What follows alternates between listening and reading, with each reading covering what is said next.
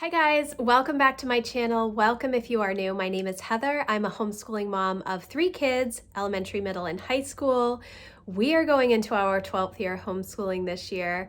If you're not subscribed, I would love for you to hit the subscribe button and the notification bell so you are notified of all of my future videos. Today, I'm going to do my homeschool update. Yes, it's going to be a chatty one. I can already feel it. I have my coffee, my what day is it mug, because that's kind of how I feel. I'm going to go through everything that we've been doing since we started our slow start on July 11th and just how things are going, as well as books that we're reading, books that we've read, as well as what we're currently reading. I started doing these update videos last year and I really enjoyed them. It really helped me to figure out what was going well and what changes I wanted to make. So we're going to go through that together. So grab a cup of coffee or tea or whatever your beverage of choice is, and I will try and leave timestamps in the description box if you want to fast forward through stuff, because I know I'm very chatty, but it helps me process. So let's get started. Okay guys, it is the end of August. We have been in school since July 11th. Which is great. We did a slow start for the start of our homeschool year. We've been doing a slow start for many, many years now. It just helps to kind of figure out how long things are going to take and helps the kids just ease back into a schedule. We start super early because we're year-round homeschoolers. We take our main break in December. We take Thanksgiving through New Year's off from traditional curriculum. We are still doing learning things, but it's more interest-led. It is more holiday-based, more unit-based stuff. Just a little bit different than what we normally do in our day-to-day. So we did start our homeschool year on July 11th. It was our slow start. I thought that it went quite well. Things took a lot longer than I had expected.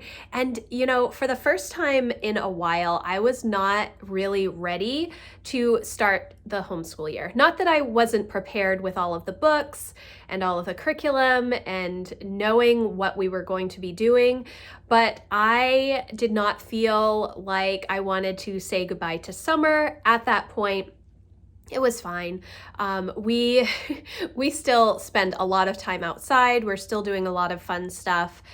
Even though we were doing school, it did not take the kids a full day to do the things that they were doing in July or really most of August. So don't think that I have my kids locked in the house all the time, because that is not the case. In fact, we spend most of our time doing school outside while the weather is beautiful, usually right through September or the beginning of October. It's so nice in Maine during these months that we just soak it all in. Yeah, so it started out quite well. I was prepared. I spend a lot of time doing prep work. I'll leave a link to my planning playlist for 2022, 2023. I know that it scares some people because I do put a lot of time into it, but the reason that I do that is so that as we start our year, after about a month, everything is just kind of on autopilot, and I know exactly what we're doing. I know what we're working on. I know all of kind of the benchmarks throughout the year that I need to meet to make sure that we are doing what we need to, and we will finish when I want to. So it is a lot of prep work at the beginning. It's a lot of prep work because we do so much literature, and I spend a lot of time reading notes and going through questions, discussion questions, all of that kind of stuff. Once we are all in on all subjects, Emma does put in a full school day. She's in high school. It's just expected. And you know, she is used to it, and that is fine. Jack is struggling a little bit. He's in 7th grade now, so he's doing quite a bit more work. And a lot of independent work that he is responsible for. Lucy is still just in 2nd grade, so the amount of time that she is doing school is not that much. We do her school first thing in the morning, and then she pretty much has free reign to play the rest of the day, and that works really well for us. So we started our school year, things were going well. I had planned to start our official school year, where we are in all subjects, on August 1st. However, that did not happen. And if you saw my first day of homeschool video, you will know a little bit about that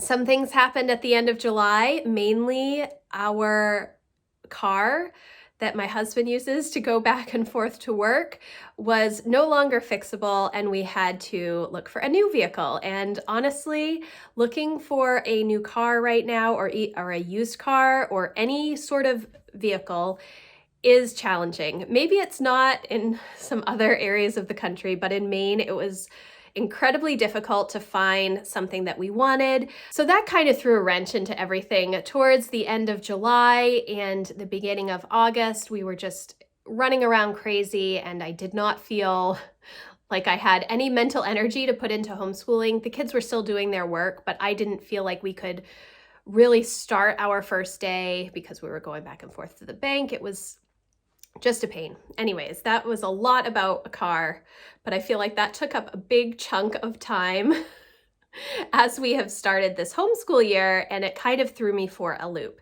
The second thing that threw me for a loop was Emma deciding to run cross country this fall. This fall, I honestly thought it was going to be our first fall in a long time where we did not have any public school activities, and we weren't going to be tied to the public school schedule at all. That is not the case. She decided to run cross country. She is having so much fun with it, and I'm really happy that she is enjoying it so much. It is a little bit challenging because now I have to make sure that she is at practices every day, and we had planned a lot of field trips and excursions this fall that are going to be adjusted, I think, because of that. You know, a lot of the things that we were planning, we weren't going to be home until late in the afternoon or early evening, and that doesn't work if Emma needs to be at practice after public school ends. So we are making some changes on the fly as we go through the homeschool year, and that's okay. That is actually one of the benefits of homeschooling. You can make changes as you need to, and that's just what we are doing. Now, I know that I could say no to cross country, and I can say no to all the public school activities or any activities really, but when my kids find something that they love doing, I want to encourage that, and so that's why I give up some of my ability to not have stress and have kind of a freer schedule and let her do those things. It also is, it's just nice for her to have sort of an outlet with some other kids her age and just be able to go do some things. It can be challenging because Lucy is 7 and Emma is in high school. There is a huge spread between them, and sometimes she just needs to sort of be away from her younger siblings, and so I support that. Jack only wants to do tennis, and I think we'll still be able to continue doing tennis this fall, and I'm not sure what Lucy is going to do. She's mainly just wants to play and run around with the chickens, so that is actually quite okay with me. So we ended up starting our official year. I say official because that means we were in all of our subjects on August 15th, I think was the Monday that we started. And it was also the first day of preseason for cross country. So everything was kind of just a little off. We didn't end up starting school until almost 10:30, I think, and that was okay. And we got through everything that we needed to on that first day. And as we have gotten into a good rhythm, things are going well. We haven't really done as much with the afternoon practices yet, so I'm not sure how that's going to work because I think I've mentioned this before. Emma typically, for the past couple of years, has started her school usually around 10 in the morning. She tends to go out for a run in the morning and then comes and makes a giant breakfast for herself. And then she's really ready to start school around 10 or 10:30. And that's fine with me because as long as she's completing the work, it doesn't matter to me when she is doing that. And so she is able to complete the work but she's going to have to adjust her daily rhythm into an earlier rhythm, and I'm not sure how that's going to go, because sleep is one of the most important things in our house. I want to make sure that my kids sleep enough. I never wake them up unless we really have to be out of the house early for an appointment. So yeah, I want them to have a natural rhythm of when they go to bed and when they get up. I know that's not the same for everybody, but it is what has worked for us. So in my planning playlist, I have setting up your yearly plan and then monthly homeschool planning, which are two big parts of my homeschool planning. I do have two other videos that I need to share with you, one about weekly rhythms and one about daily rhythms. And the reason that I haven't shared them yet is because we aren't in a good weekly rhythm yet or daily rhythm. And that is mainly because we've had some extra things pop up at the end of July and all through August. So I haven't gotten there yet. And I think that that is part of why I do a slow start, because it gives me a chance to just figure out what is working, what is not working, what I need to adjust. So as we move into September, I'm hoping to really solidify what our weekly and daily rhythms are going to be like. I do not set a schedule, like a timed schedule. I do tend to write a list for my kids of an order that I prefer them to do the things in, but I have given them a lot of leeway in what they do first. However, what I have noticed over the past 7 weeks, 6-7 weeks, is that they tend to do the fun things first, or they take a break for the fun things, and then their main work that I want them to get done gets pushed off and sometimes is not completed, and then they are trying to play catch up in the evenings or on the weekends, and then they get angry about it because they have not managed their time well. That is just a skill that kids need to learn, and it is something that I work on with them. I try to give them the leeway to make the choice of what they want to work on in what order, because I want them to see that there is a more efficient way to do it. You know, Emma is doing animation this year. She is doing an animation fine arts credit this year, and it is kind of based on classes that she's doing through Skillshare, a lot of Adobe Animate and After Effects and Photoshop things that she is working on through tutorials on her own. She loves animation and graphic design and all of that kind of stuff. So it's a really good course for her, but she can easily sit down and spend, 3 hours working on an animation, drawing every single frame. And I think that that's a great skill, but it's very easy for her to push off geography or constitutional literacy or geometry. It's very easy for her to push off some of the other subjects that also need to be completed in order to deep dive on a passion that she has. So it is a balance that we are working on. We're not there yet. And honestly, every year is different. Every season is different, how we adjust things and do things. I think that I was just wanting them to kind of get back into a rhythm and see how long things were going to take. Jack is pretty good about just going right in order of what I write down on his list. Emma kind of goes back and forth. She can definitely ignore the list or forget conveniently that she needs to do things.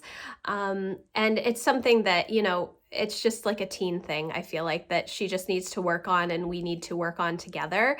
And I just need to make more time to check in with her so that she is completing what she needs to. Now, I'm not saying that she hasn't completed her work. She is completing all of her work, which I'm very pleased about. The one struggle that we have had so far is her labs for biology. And I had originally planned to do all labs on Fridays, but now she has meets on Fridays. And so I'm not sure how that's going to work for her. So I might need to adjust some things. We need to still have our monthly meeting for August. We did not do one for July. I do a monthly meeting, like a conference with my kids every month to see what is working well and what changes they may feel they need, or extra help in a particular subject, or different resources, books, whatever it may be.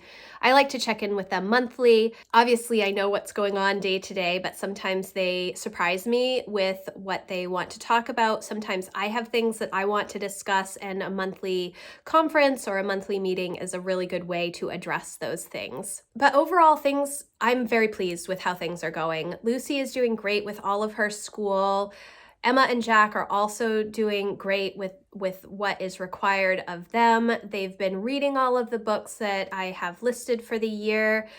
They're completing the assignments, and honestly, I think that the amount of work that I'm assigning is a good amount. It's not overwhelming. I know that we tend to be working later in the afternoon, but I think that's mainly because the kids are taking a lot of breaks on their own.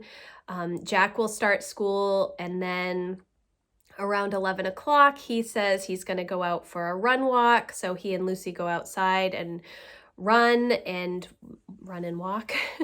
And then it's lunchtime, and so we make lunch, and then they're eating lunch, and I do some reading with them, and then it's 1 o'clock, and they haven't completed their work, but they also didn't start super early in the morning. So I think the number of hours of actual work that they have is not too much. It's just getting into a better rhythm. And like I said, that's just going to take time, and it's okay for it to take time. I'm not all that concerned that they're not completing the work in the time that I would like. I think that we will get there, though. I'm going to make some little adjustments as we move into September. Like I said, with the lists, I'm going to make sure that I list things in a way that I think is more efficient for my kids, because I know how long it's going to take for certain things to be done. And then just have Emma try following my list for a week or two and see how that goes.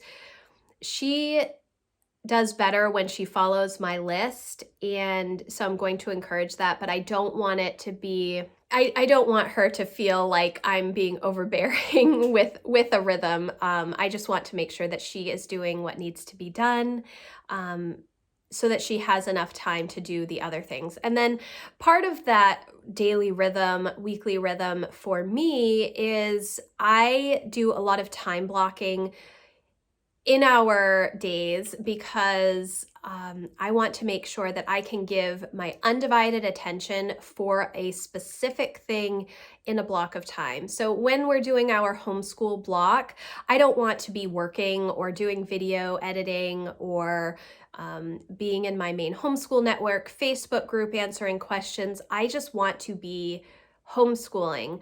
This helps my kids know that they have my undivided attention. They know that I am available for questions, and that focus from me helps them work more efficiently and keeps everybody kind of in a positive mood.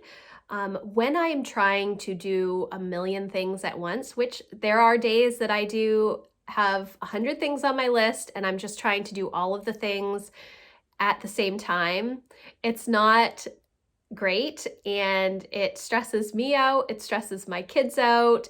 You can get not angry, but frustrated because things are not going as you hope that they would, but that's because you're doing too many things at once. And I need to remind myself of that frequently. Even though I talk about scheduling, I talk about rhythms, I talk about time blocking all of the time in all of my videos and years of blog posts talking about that stuff, it is something that I have to actively engage in doing, because when I stop actively making my time work for me, my time gets away from me. It becomes very easy to lose track of time. And I definitely have a lot of balls in the air at all the time, it seems. I think most moms do, especially homeschool moms.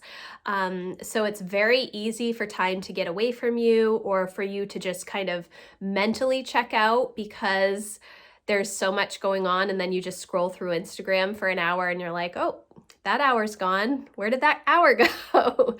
So I just need to give myself some grace, but also really commit to the time blocks that I have. I think that that's going to help. Again, the kids are going back to public school soon, or they may actually be in public school now, depending on when I post this video. And so that's going to help with structuring my kids' days as well. Once all of their friends are back in public school, it's a little bit easier. They're not getting text messages in the middle of the day to play a video game or to go do something. And so it will be a little bit easier for us because obviously my kids, most of their friends are public schooled. And so I want them to be able to do the things with their friends, especially in the summer, because once school starts, everybody gets busy and there's not as much friend time except like on the weekends. So yes. All right, so that was a lot about how our first 6-7 weeks have gone. I am happy about it. I really am liking all of the resources that we've chosen this year. I think the kids are enjoying them as well. Jack has not been as pleased about the books that I have chosen for him, and I knew it was going to be a struggle coming into this year. I say it probably on every video that I talk about books with you all, is that I struggle finding books for Jack. And it's not that he doesn't like to read, he loves to read. But it is finding books that can be used, in my mind, for good literature, for language arts, and for history. That becomes a challenge. Jack has said that he mainly likes newly written books. He doesn't want books that have been written decades ago.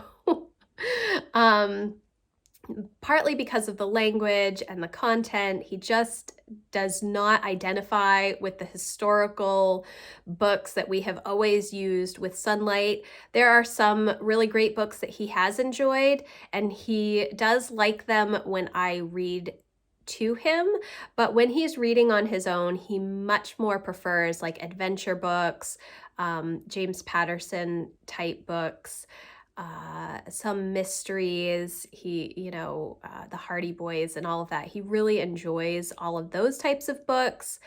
And then he also really enjoys computer programming books like Python, anything that has to do with computer programming, how to make games online. That is what he really enjoys. And I don't really assign those books to him because he will pick them up on his own. So the first book that he read this year was The King's Fifth. I'm going to say he hated it. He did not like it at all, but I think it was written in like 1965 or 1966, so I don't feel like it's that old of a book, but apparently it is. Or maybe it was the time period that the book is concentrated in, which I think is maybe the 1400s. I'm not entirely sure. I think that's about right. Maybe 1500s. And he didn't like it. He did read it. He did all of the writing assignments with this book, which I required of him, but he was not a fan of that book. And then the next books that he read were a couple for main studies, The Sign of the Beaver, and also Lost on a Mountain in Maine, which are two books that I love. I love, love, love those books. He wasn't a huge fan of them. And I think that he is looking at the copyright dates and immediately saying, no, I'm not going to like this book, because now the book that he is reading is Navigating Early, which he really likes. So I'm not sure why that is. Let me see. So Navigating Early was written in 2013, and I think that even though the time period is many years ago, because the book was written in his lifetime, I feel like he is giving it more of a chance. But so he's almost done with this book. I think he has a few more chapters. We just started an arrow with this book. And it's an older arrow, so it's not as in-depth as some of the newer ones the past year.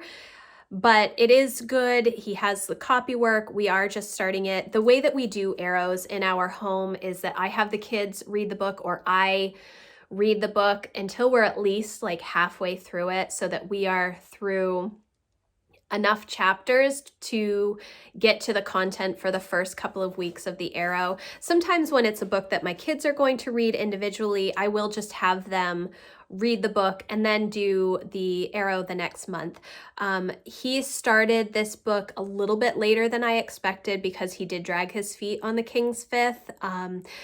So we are really just starting it, and actually we were supposed to do Lord of the Rings in August for Emma as a slingshot, but we have not started that either. I do have it. I have not printed it out, but it is something that I'm hoping to start in September. This happens every year. I do 2 language arts programs. I use Brave Writer, and then I also use Sunlight Language Arts, and I kind of bounce back and forth.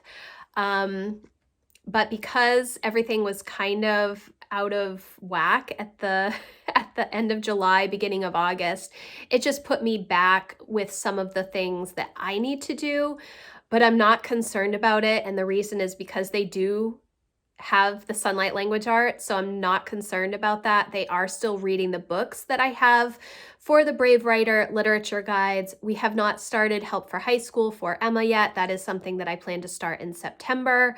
And we're also going to be starting our prep work for NaNoWriMo, which is in November.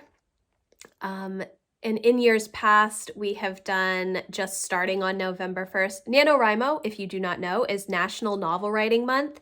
They have an adult version, which I have participated in. In years past, the goal is to write a 50,000 word novel, rough draft. Rough draft. It is not supposed to be a final draft by any means. It is really just getting ideas down on paper and getting into the practice of writing every day. So I have not done it for several years because my kids are also doing NaNoWriMo, and we've done NaNoWriMo maybe 4 years now, 5 years. My older 2 have participated. I actually have a video on how we use NaNoWriMo. They have guides now that are like the 6 weeks prior to November 1st. You can go through this workbook. It helps you come up with new ideas. They have one for middle high school age, and they have one for elementary age. They also have a chart that has a recommendation of word count for the month. I think it goes down to kindergarten level, which obviously if it's kindergarten, you as the parent are writing. Last year, I think Lucy ended up writing about 1,500 words in a story.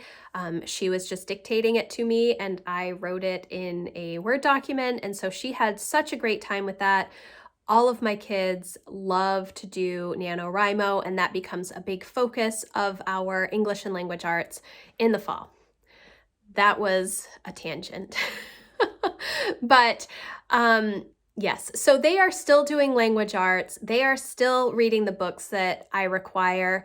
I do sometimes just cut the copy work from the arrow. I do find a lot of value in the copy work. Or the slingshot or the boomerang, whatever we're using for that particular month, and then focus on the mechanics side and the discussion questions about the book. I think there's a lot of value. My kids are so used to literature-based learning that we have very long discussions all through our reading, and especially this year, there's been a lot of discussion about all of the books. It's like we read a page and then we talk for 20 minutes about it, which I think is great. But it doesn't put us behind, but it does kind of make it like, oh, I've got to keep going. We've got to keep going through this stuff, but it's okay. It's been good. All right, so those are the books that Jack has been reading recently. He has been working on a story with a made-up character for many of his writing assignments this year, and he's really enjoying that. Main studies is going quite well. He does about 2 pages a week in his main studies workbook. I'll leave a link for that Maine Studies workbook in the description. If you are from Maine, I think that it's a great workbook. It can be a little bit dry, but honestly, I feel like there's opportunity to explore things that are interesting. It gives you enough information, varied information, to make a good year of Maine studies if that is your focus. In Maine, we have to cover Maine studies once between 6th and 12th grade, and then hopefully this fall we'll be able to do some good field trips. That was the plan. We shall see. We'll see how it goes. So for Lucy, she is in 2nd grade. She's doing great. She is moving quickly through her math, which is good. She does struggle a little bit with the writing of the numbers. We're doing numbers through 1,000 right now and writing them out, and that tires her out very quickly. So I try and help her go back and forth. We don't do a lot of copy work on the days that she has math copy work, I would say, or as she's writing out a lot of long numbers, just because her hands get tired, obviously. She's still 7. That is the way it is, and that's okay.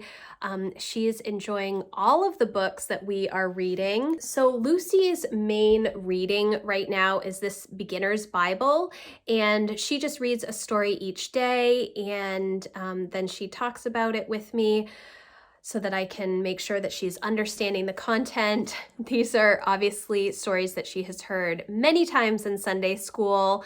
And so sometimes she's like, why do I need to read this? Because I've already learned about this. I already know this story. Not understanding that it's for reading practice, and also you ought to read the Bible every day. So she is enjoying it. She does a great job. She doesn't want to start school first thing in the morning, which I totally understand. She just wants to play. She wants to go play with the chickens and check for eggs and see how everything is going. But yes, so she is reading that every morning, and she does her math and her copy work, and we are going through Story of the World, Volume 2, which is the Middle Ages, I think. Is that what it is? I think that's what it is.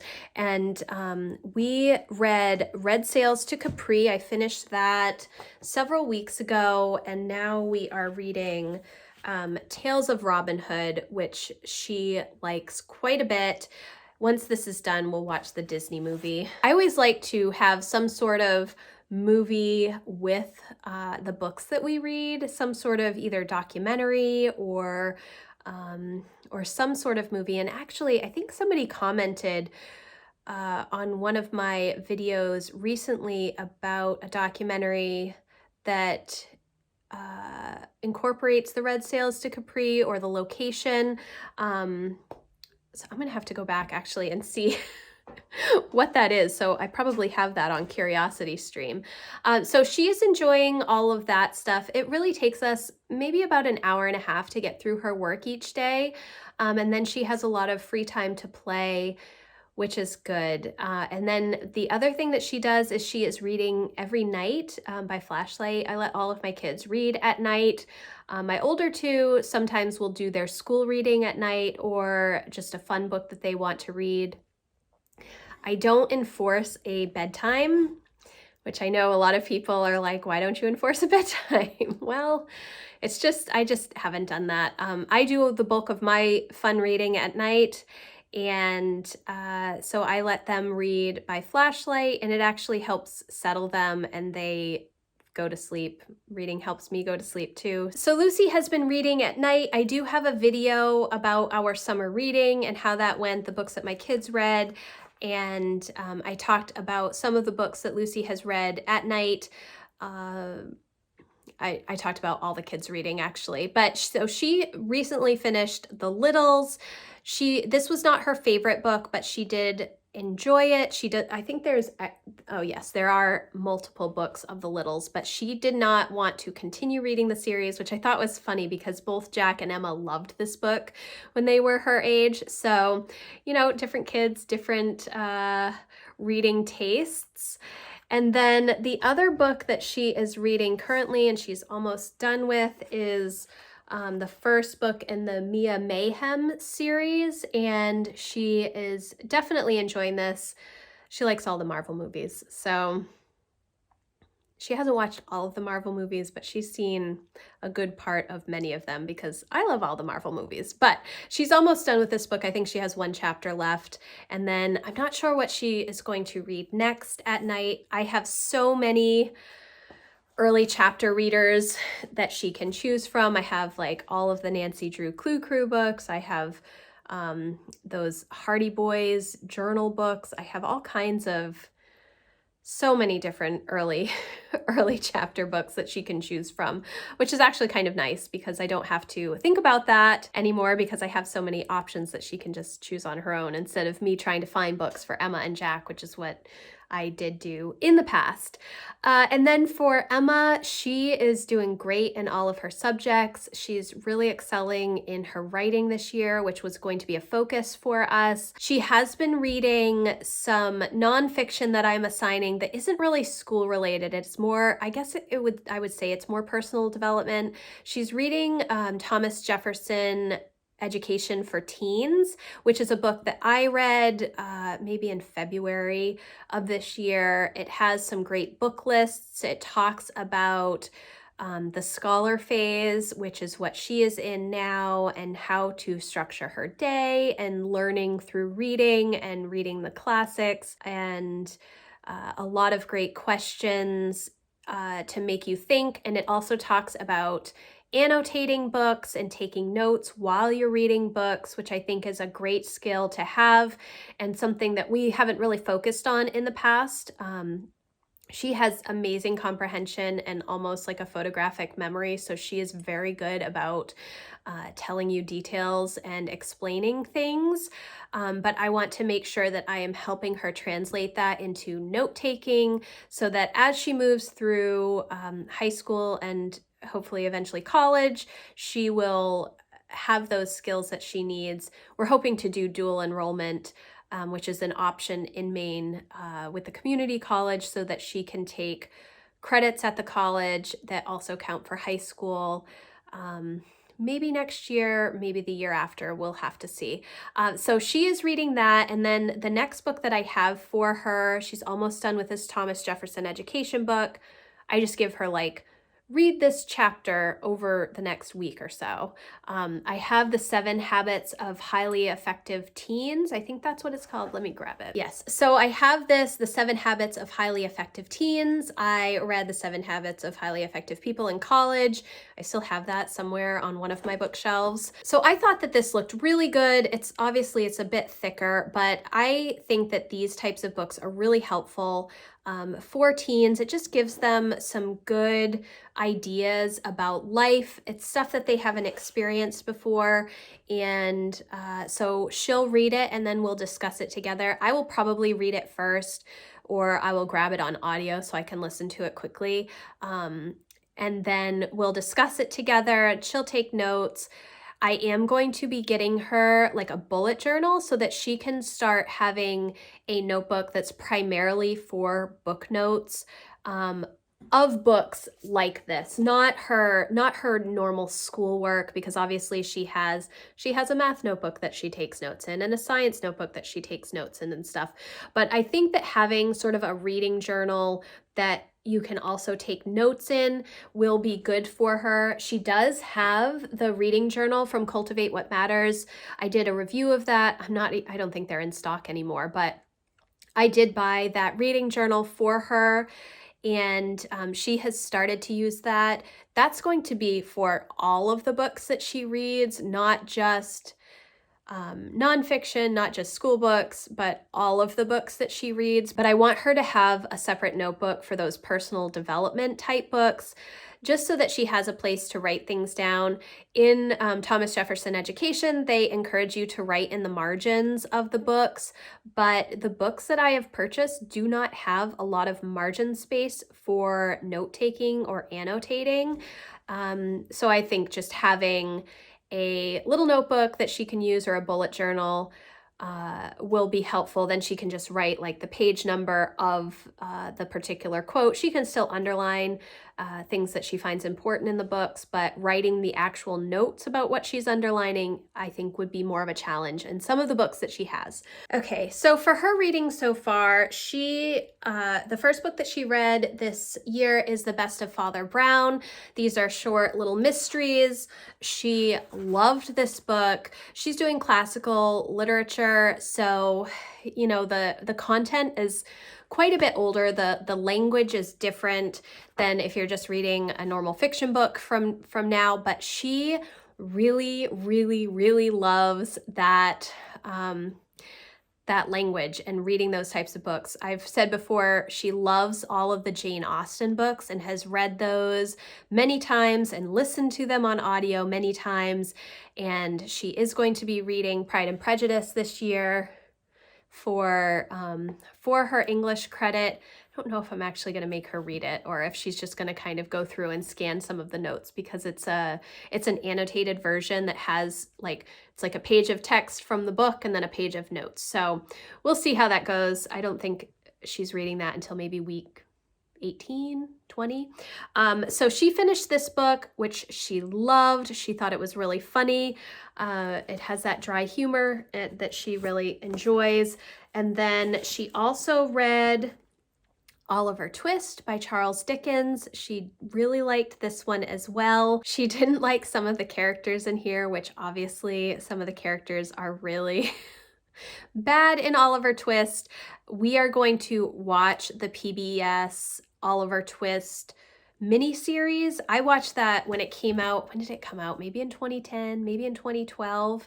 I'm going to look for that because Matt and I watched it and we thought it was a really good mini-series about Oliver Twist. So I want to do that with her. We have not done that yet, but she did really like this book quite a bit. And right now she is reading Till We Have Faces by C.S. Lewis. This is a retelling of the myth of Cupid and Psyche, and she is really, really enjoying this. She loves Greek mythology. I've never really been a big fan of Greek mythology. I don't know why, but she likes this a lot and I'm happy about that.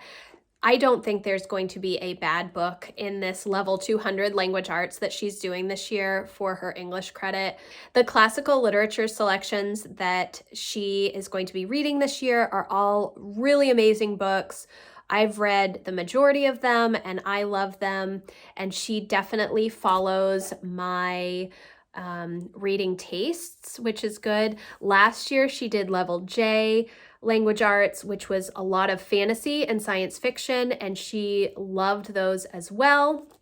So it's been a great year for reading for her. Then she just picked up A Wizard of Earthsea, which is a book that I bought for a summer readers. And she just started this and has been reading it at night, just as something to read on her own.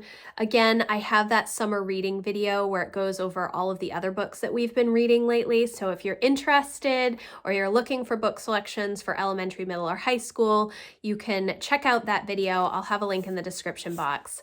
That is my very, very long update. That's my very long update. Guys, I know that, please let me know if you make it through this video. I love to see when people make it through my long videos because I am so chatty. And I apologize, but I probably will not cut most of this because I just enjoy chatting with you all so much. So thank you so much for watching. If you like this video, please give it a thumbs up. I would love to hear how the start of your homeschool year has gone, if you've started. I know that a lot of my readers and people that email me are not starting until after Labor Day, which I think is awesome. So if you're getting ready to start soon, let me know. Yeah. Thank you guys again so much for watching, and I will see you in the next video. Bye guys.